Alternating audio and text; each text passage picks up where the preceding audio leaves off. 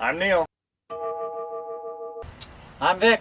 And we're both from the Kane County Health Department. Today, we're going to show you how to properly set up your booth for a temporary food event.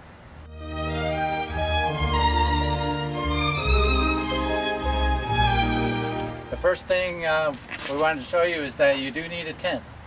You need a tent to protect the area from dust and the environmental factors. Birds.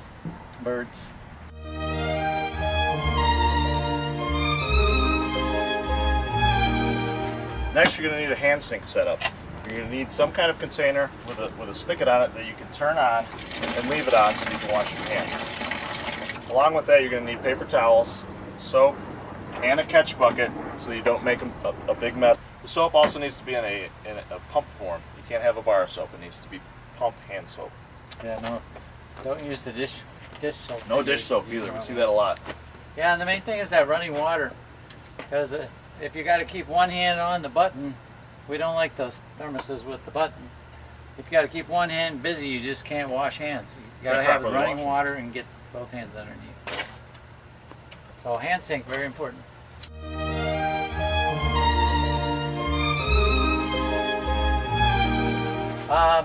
Cooking equipment. Make sure it's outside the tent, out and back, so we don't have any fire hazards.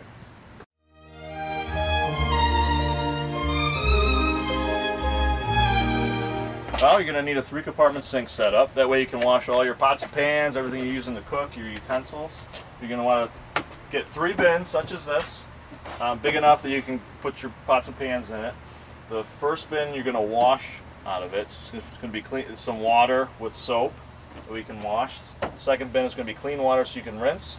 And then the third bin you're going to put your sanitizer in. And there's different forms of sanitizers you can get. The most common that we see is just good old bleach. And with that, you're going to put 1 capful of bleach. That's right, just this cap, 1 capful for every 2.5 gallons. So you kind of have to estimate how much water you have and then mix it accordingly.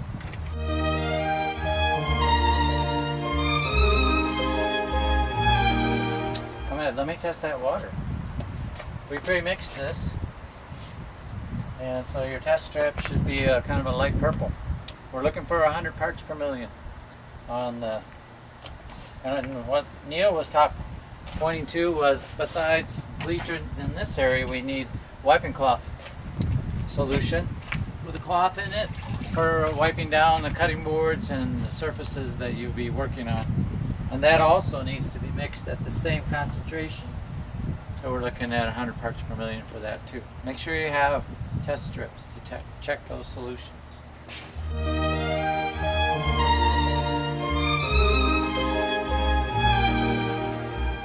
Next is coolers. So you're going to need somewhere to store your food.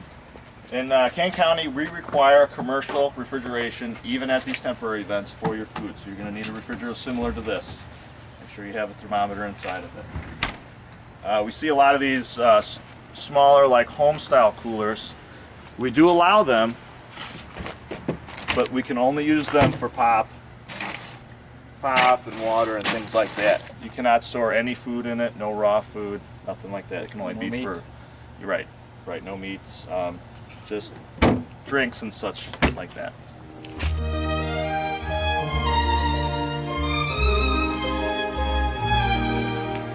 We like all the storage off the ground. So as you see under the tables, we just set some racks. But make sure your stuff isn't stored on the ground to keep it from getting wet from rain and keep the access from bugs and things like that from getting into your supplies. You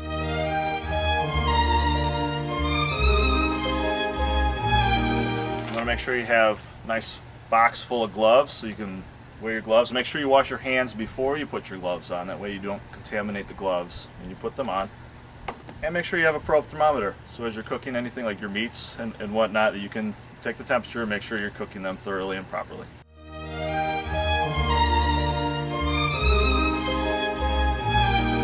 Lastly, make sure you get your permit from us at the Kane County Health Department. You can come into our office at any time that we're open and get one of these. They are also available on our website. And Just make sure you get them turned in a week before. That way you don't get charged any late fees.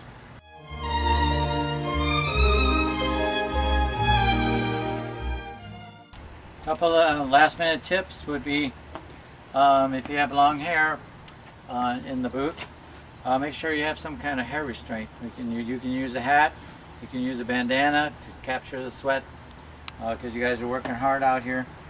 You can use hair ties, any type of hair ties.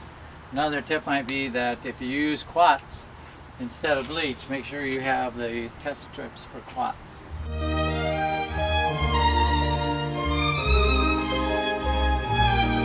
This is Vic. This is Neil.